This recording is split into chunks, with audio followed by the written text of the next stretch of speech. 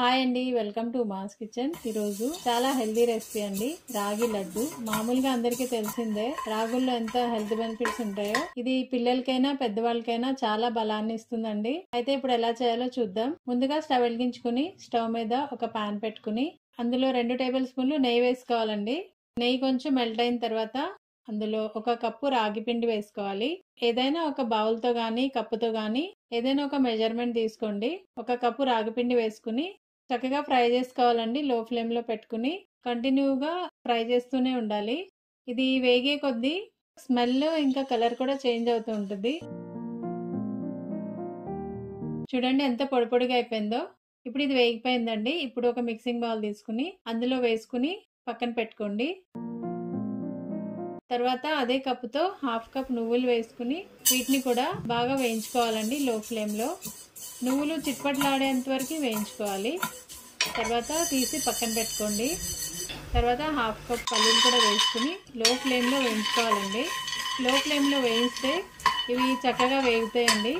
పల్లీలు కూడా వేగిపోయినాయండి. ఇప్పుడు వేరే ప్లేట్ లో వేసుకుని చల్లారిన తర్వాత పొట్టు తీసుకుని పక్కన పెట్టుకోవాలి. తర్వాత 1 కప్పు తరిగిన బెల్లం వేసుకుని కొంచెం నీళ్లు పోసుకోవాలండి. 2-3 టేబుల్ స్పూన్ల వరకు నీళ్లు పోసుకుని లో ఫ్లేమ్ లో పెట్టుకుని ఉడకనివ్వాలి. బెల్లము ఉడికేలోపు నువ్వుల్ని ఇంకా పల్లీల్ని గ్రైండ్ చేసుకుందామండి. చూడండి, వీటిని మెత్తగా గ్రైండ్ చేయొద్దు, కొంచెం కోర్స్గా గ్రైండ్ చేసుకోండి. ఇంకా కొంచెం పొలుగ్గా ఉన్నా బాగానే ఉంటుంది. తినేటప్పుడు పలుకులు తగులుతూ ఉంటే బాగుంటాయండి. చూడండి, బెల్లం కూడా ఉడికిపోయింది. బెల్లము పాకం రావక్కర్లేదండి. ఇలా వేళ్లతో మనం టచ్ చేస్తే జస్ట్ స్టికీగా ఉండాలి అంతే. ఇప్పుడు మనం వీటినన్నిటిని మిక్స్ చేసుకోవాలండి. వేయించుకున్న రాగి పిండిలో నువ్వులు పల్లీల పొడి వేసుకోవాలి. తర్వాత 1/2 స్పూన్ వరకు యాలకుల పొడి వేసుకోవాలి.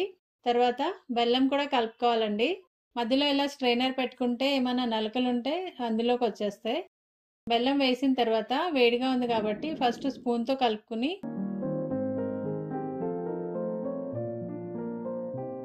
తర్వాత చేత్తో మొత్తం మిక్స్ అయ్యేటట్టు కలుపుకోవాలండి.